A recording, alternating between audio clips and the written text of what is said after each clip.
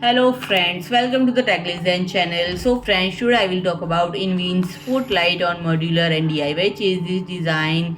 So friends, InWin showcases a chassis concept that can be something a holy grail rail in case designed for the last couple decades. A fully modular case. By fully modular, InWin means that each compartment of the chassis is its own accessory module that can be attached at any 90-degree inertia with tool-free interlocks.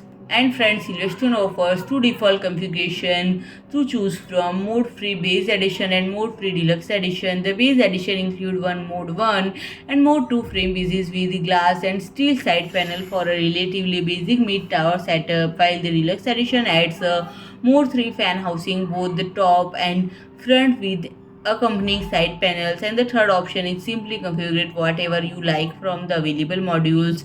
InWin is also working on a unique concept for the Mode 2 chassis piece that adds a motherboard tray, vented wood inside, and wood color accent plates to create a very stylish ITX case called the Mode Free Mini. And friend, another modular chassis InWin had also display DUBILI series with ships with some assembly required. And friend, by some one mean all, as case comes as individual piece package in flat pack cardboard carton. And friend, the assembled chassis support up to 305 by 330 mm E-ATX motherboard and 8 expansion slot, 430 mm long GPU and 160 mm tall CPU heatsinks, and feeds for 2.5-inch drives as well as two more 3.5-inch or 2.5-inch drives. And the case kit comes with 4 InWin Jupiter AZ140 fans, obviously not pre-installed, and Jubilee can fit another 5 fans with 3 at the top and front and 2 on the bottom and 1 at the rear. And friend, for a smaller DIY option, it's of a POC One, of which also come flat pack and ready for manual assembly.